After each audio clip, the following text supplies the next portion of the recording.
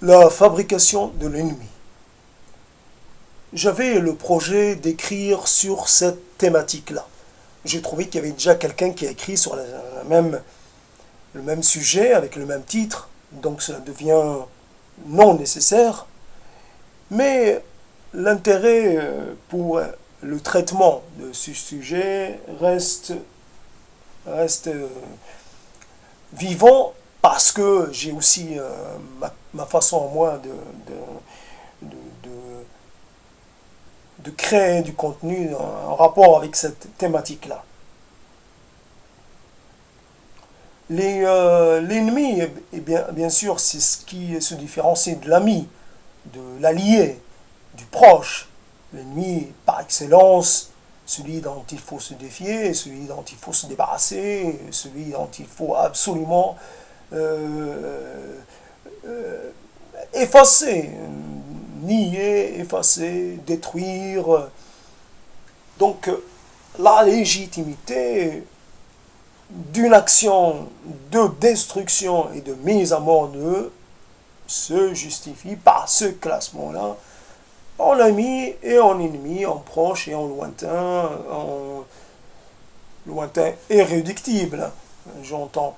Donc finalement, cette division, bien confortable, parce qu'à un certain moment, elle fonctionne très bien, il est possible de désigner l'ennemi de façon catégorique, sans aucun doute, sans aucune contestation, et il est possible de lui accorder un traitement à la hauteur de sa place d'ennemi, c'est-à-dire un traitement radical par le, comment dire, on dit par la neutralisation. On neutralise l'ennemi, on l'empêche de nuire, et évidemment, si on le neutralise de façon définitive, c'est encore mieux. Donc l'ennemi est celui qui t'a détruire. Donc je suis un quinquagénaire, j'ai assisté à un moment de la guerre froide. L'ennemi, bien sûr, était d'un certain côté, comme géographiquement je me situais dans un autre, donc il y avait bien deux camps et il y avait bien l'ennemi bien défini, donc il fallait faire avec, vivre avec le sentiment de la menace de la guerre nucléaire. Et après, il y a toute cette histoire de l'ennemi par rapport à des guerres régionales, etc. etc. Donc finalement, les États se construisent en bloc, il y a des rapprochements, mais les blocs n'ont pas plutôt tendance à devenir des blocs et à un moment donné à aller au-delà de la politique des blocs, mais ils ont plutôt tendance à être des blocs pour pouvoir encore mieux s'opposer, encore mieux se faire la guerre, encore mieux être en conflit. Donc à chaque fois, on maintient on maintient des blocs pour justifier la mise, comment dire, la mobilisation, parce qu'il faut continuer de se mobiliser pour faire face à l'ennemi, soit l'ennemi à un moment donné, l'ennemi du présent, du moment, ou l'ennemi à venir, parce qu'on imagine qu'il y a toujours un ennemi qui, là, en attend de se constituer en ennemi. Donc il y a toujours un besoin de rester sur ses gardes, d'être en capacité de répondre à l'ennemi du moment ou à l'ennemi qui pourrait se manifester, quel qu'elle puisse être son degré de menace. Il faut pouvoir répondre à la menace selon son degré de gravité. Donc la fabrication de l'ennemi suppose que obligatoirement on continue de fonctionner en termes de binarité, en termes de dualité, et que quelque part il n'y a rien d'autre. Il n'y a pas de tierce solution, c'est uniquement un côté et un autre. Donc en opposition frontale, ou des fois position indirecte, mais quand on pouvait faire la guerre dans des territoires qui n'étaient la guerre ailleurs que sur les territoires des deux ennemis, on la faisait. On faisait la guerre, ou alors la guerre par procuration, etc. Donc il y avait moyen aussi d'externaliser les lieux de conflit. On les, voilà, comme on dit aujourd'hui par rapport à l'économie, délocaliser. Vous pouvez avoir des champs d'opération qui sont loin de son territoire initial.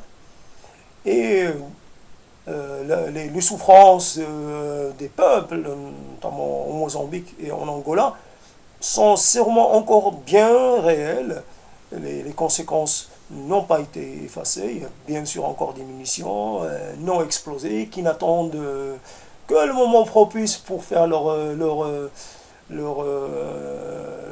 œuvre de mort et de mutilation. Donc on a ça. On a cette histoire qui existe, qui est cette tendance à réclamer la fin des peines capitales partout. Il y a des gens qui défendent la, la mise hors la loi de la peine capitale, quel qui puisse en être le mode d'administration. Et donc ces gens, les États peuvent renoncer à l'application de la peine de mort, mais ils ne renoncent pas à la mort, à l'assassinat, dès qu'il s'agit de l'ennemi. L'ennemi, il est une autre catégorie de personnes qui n'est pas concernée par l'évolution du droit pénal. C'est un ennemi à qui dont on peut se venger. On revient on régresse, on accepte à ce niveau-là la régression. La loi du talion, bien entendu, on en tue un, on en tue 4, 5, 6, 7, on se venge, on répond, on prend sa revanche, on punit, comment dire, il faut répondre de façon disproportionnée, bien entendu, pour vraiment donner une leçon à l'ennemi. Il ne faut pas lui donner l'occasion, lui laisser l'illusion, l'idée qu'il puisse de nouveau recommencer. Il faut le châtier de façon tellement disproportionnée, tellement énorme, qu'il ne lui viendrait plus à l'esprit de recommencer. Donc il y a une tendance à aller encore plus loin dans l'administration de la mort. Alors, comment peut-il exister deux mondes qui fonctionnent comme ça en parallèle? Un monde dans lequel on répudie la mort, dans lequel on n'accepte pas de donner la mort, et un monde en même temps, on accepte de donner la mort à des échelles largement extraordinaires. On ne tue pas une personne, on tue un nombre on tue comme on peut, c'est-à-dire selon notre capacité de destruction. Si on peut mettre une tonne d'explosifs, une bombe d'une tonne, pas de problème. 2 tonnes d'un seul coup, c'est uniquement la capacité de l'appareil ou la capacité de l'engin, la bombe qui détermine. Donc, il y a des bombes de toutes sortes, on en invente, on n'a pas arrêté. C'est-à-dire le problème éthique de l'arrêt de la conception des engins de mort et l'arrêt de la progression du budget militaire, que on ne renonce pas à l'idée d'être armé. Évidemment, quand un adversaire cesse d'exister ou devient un adversaire de second ordre, on en invente un beaucoup plus qu'on met en avant et qui devient urgent de défier, de le défaire. Donc à ce moment-là, on a toujours une série, il y a une couche successive d'adversaires, d'ennemis, et selon, donc on va mobiliser les moyens. Donc on ne renonce pas au budget militaire ni à l'industrie.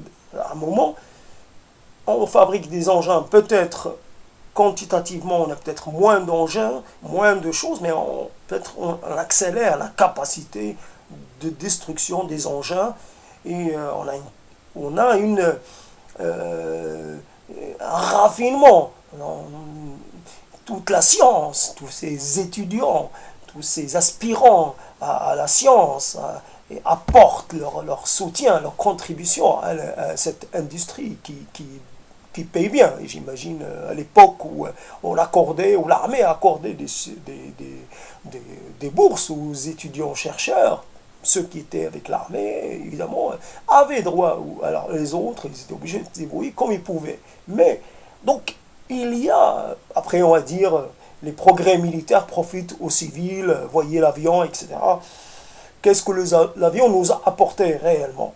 Quand on voit ce que l'aviation a fait, alors, peu importe, on voyage facilement d'un continent à l'autre, peu importe, mais l'avion a tellement détruit, et détruit encore, qu'il est opportun d'interroger l'intérêt de d'avoir fait évoluer ce moyen de transport. Donc finalement, on reste un peu dans le constat. On fait des constats, on peut faire des dizaines de constats, on peut les faire de façon beaucoup plus globale, beaucoup plus approfondie, sans omettre aucun élément. L'individu en lui-même, soit il y a des individus à qui on ne demande pas leur avis, savoir s'ils sont d'accord ou pas, soit il y a cette permanence, cette opinion publique. Bien sûr, quand vous avez une opinion publique et qu'elle a une propension qu'elle apporte son soutien à telle politique, ça ne vient pas de rien. Si vous avez des écoles, quand vous avez des moyens de formation, de conditionnement, quand vous donnez un récit bien spécifique à vos enfants, ces enfants-là s'approprient ce récit, il devient le leur, et évidemment, la légitimité. Chacun va construire sa légitimité dans son coin, et évidemment, il a une lecture de l'histoire et une lecture et une approche de rapport à l'autre qui est la sienne. Et l'école, cette foutue école, et les mass-médias aussi, mais l'école qui, elle, va créer les éléments de base sur lesquels tous les pouvoirs vont pouvoir se compter pour pouvoir pérenniser les choses. Il n'y a pas d'école qui dit, on connaît la situation du Costa Rica qui a aboli l'armée, mais il n'y a aucune école qui dit la guerre est mauvaise. La guerre est la forme ultime de la violence. C'est la violence abjecte. Personne ne dit la guerre est une violence abjecte, inutile. Bien sûr, il y a des gens qui disent la guerre permet à des assassins de masse de pouvoir exercer leur penchant sans devoir rendre compte. Vous avez envie d'assassiner, vous allez vous faire militaire. Évidemment, il faut attendre l'occasion. On ne va pas assassiner ses propres collègues, mais on va attendre l'occasion, et une fois que l'ordre a été donné, on peut descendre autant d'ennemis qu'on veut. Il n'y a pas de limite. L'ennemi ne naît pas de rien, il est aussi l'humain, il est aussi un autre soi-même. Il y a toutes sortes de gens qui continuent de croire qu'ils ont une spécificité, qu'ils ont quelque chose de différent. C'est le maintien du discours de différenciation basé sur la recréation d'un roman des origines bien spécifiques, bien en opposition avec le roman qui est produit ailleurs. Un rapport au territoire, cette primauté, j'ai la primauté sur le territoire, j'ai la légitimité de mon côté, j'ai un combat sacré, ces histoires de combat sacré. Quand cela va-t-il s'arrêter? Cette histoire de du maintien, nourrit cette histoire-là avec nos récits, avec notre géographie, avec notre histoire qui est enseignée, chacun de son côté. Personne n'est plus à blâmer qu'un autre, tout le monde participe. Il n'y a pas de voix qui s'élève pour dire stop. stop, une voie officielle, une voie qui soit, qui est, comment dire, capacité d'agir. Les pacifistes, ceux qui, évidemment, ne font pas le poids, ils existent, bien entendu, des gens qui ont pour idée de renoncer à la guerre. Mais renoncer à la guerre, c'est... Il faut aussi définir ce qui est la guerre. C'est-à-dire avoir tous les moyens, se donner tous les moyens pour faire le plus de mal à l'autre. Quand vous êtes un être humain, vous avez une perception continue de votre être, l'intégralité, l'intégrité de votre corps, de votre organisme. Vos membres vous tiennent à cœur. Vous avez une relation. Vous êtes vos membres. Il vous manque un doigt et vous êtes déjà diminué. Comment vous imaginez que vous allez diminuer l'autre de façon consciente, de façon volontaire? Vous allez diminuer votre semblable, c'est-à-dire lui ôter quelque chose qui lui permet de vivre. Vivre sa vie tout simplement. Une jambe, un bras, un œil, quand vous allez le rendre handicapé, diminué. Ou alors quand vous allez aussi le tuer, vous tuez ses proches. Cela est, quand vous l'acceptez, il ne faut pas rester au niveau de la théorie, au niveau des principes de base. Il faut vraiment définir ce qu'est la guerre. Quand vous voyez les destructions matérielles, vous avez quelqu'un qui met toute une vie à essayer d'avoir un bien à lui. Et en peu de temps, un engin de guerre vient le détruire, vient réduire tous ses efforts, ses économies, ses sacrifices à néant, en un clin d'œil, par quelqu'un qui ne verra même pas les conséquences de son acte, avec cette guerre à distance. Vous êtes dans le ciel, vous appuyez sur un bouton, essayez. Vous êtes à terre, vous avez un canon, vous êtes loin et pouvez tirer, il n'y a pas de problème. C'est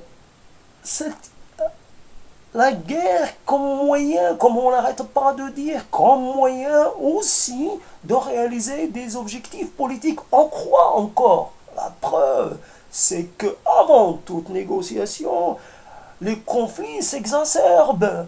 Chacun essaie de gagner le plus de points possible pour être le plus fort possible pendant la période de négociation.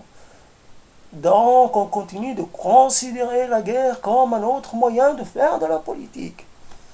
On continue de considérer la guerre comme légitime.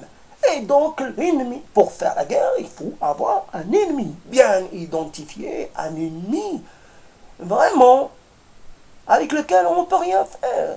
C'est ça l'ennemi.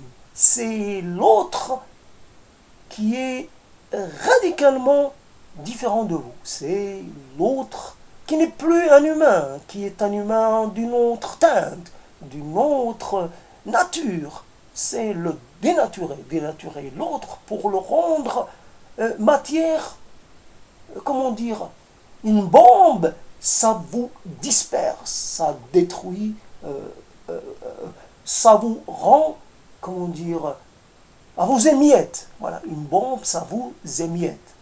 Donc vous êtes capable de rendre l'autre informe. Petit bout par petit bout. Un petit bout de cuir chevelu là, un petit bout d'angle, un petit bout de bras, un petit bout de jambe. Qu'est-ce que c'est que cette histoire? Comment peut-on se prétendre dans un siècle ou dans une époque de progrès, professer, discuter, débattre, polémiquer, alors qu'on voit qu'on n'est rien d'autre, que nous n'avons aucune différence par rapport aux âges obscurs, que nous ne sommes pas différents de l'époque romaine, que nous ne sommes pas différents de l'époque des croisades, des guerres de religion, que nous sommes différents de rien d'autre, que nous sommes toujours les mêmes, cette permanence et notre capacité à créer, à recréer, à toujours produire de l'ennemi, à toujours produire de dissemblables, à toujours légitimer la violence, peu importe le support idéologique, le support doctrinal, c'est la violence. La violence comme moyen de résoudre nos difficultés. Nous devons cohabiter sur cette terre. Qu'est-ce que ça peut nous emporter, toutes les vérités qu'on trimballe? Une seule vérité doit dominer. Nous sommes des êtres de passage. Et voilà, tout simplement, nous avons évidemment beaucoup de choses qui nous rassemblent. Nous avons toutes les choses qui nous rassemblent. Elles sont énormes. Et rien d'autre ne doit nous faire oublier cette chose-là, de la proximité. La douleur, nous la ressentons tous de la même façon. La perte, nous la ressentons tous de la même façon. Quand il nous manque une jambe, nous sommes aussi diminués qu'un autre. Quand il nous manque un œil, pareil. Alors croire quoi? Encore justifier la guerre? Encore croire que ceux qui sont contre la guerre fondamentalement sont des simplistes ou des lâches. Des lâches. Être contre la guerre, c'est être un lâche. C'est comme être contre la peine de mort. C'est considérer que quand on donne la peine de mort, quand on met l'autre à mort, on est aussi un assassin. C'est pour ne pas s'abaisser au rang de l'assassin, ne pas devenir soi-même un assassin. C'est pour cela qu'on trouve une autre solution. Alors, Badinter, où en êtes-vous de la guerre? Vous qui vous êtes saisi de l'histoire de la peine de mort, qui concernait quelques personnes, elle était si peu appliquée. C'était juste une question de symbole. Mais la guerre, elle tue. Elle tue.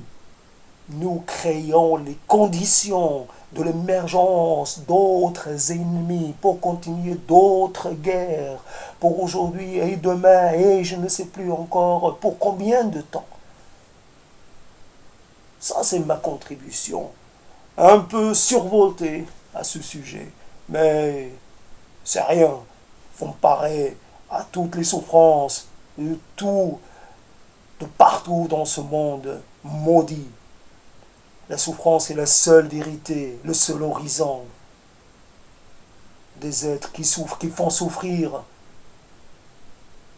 Ceux qui ont souffert font souffrir d'autres. Rien d'autre. La souffrance n'est pas interdite, n'est pas un tabou, n'est pas mise hors la loi. Délégitimons la souffrance, délégitimons la guerre, délégitimons tout esprit de vengeance, de revanche ou tout autre. Faisons un effort contre notre propre inclination, nos propres instincts. Soyons plus que nous-mêmes. Soyons plus qu'humains. Soyons autre chose. Soyons différents de ceux qui nous ont précédés. Je parle presque, pour ne rien dire, je m'épuise à parler tout seul, encore une fois. Mais c'est le seul moyen de dire quelque part mon sentiment de défiance vis-à-vis de tous ceux qui professent la violence, délégitimer leur, malgré tout, même à mon échelle, même à mon niveau, leur dire non. Bannissons tous ces progrès militaires, toute cette industrie, tous ces plans, tous ces généraux, toute cette armée, toute cette administration, tous ces plans, toutes ces académies, tout ce génie militaire. Travaillons pour les générations à venir, pour leur bien-être et les aider, leur donner les moyens de faire face aux défis, car obligatoirement nous aurons des défis qui nous dépasseront. Notre espèce obligatoirement un jour sera mise devant ses responsabilités en tant qu'espèce et non plus en tant que nation, bloc de nations. Espèce et rien d'autre. Voilà, j'ai dit.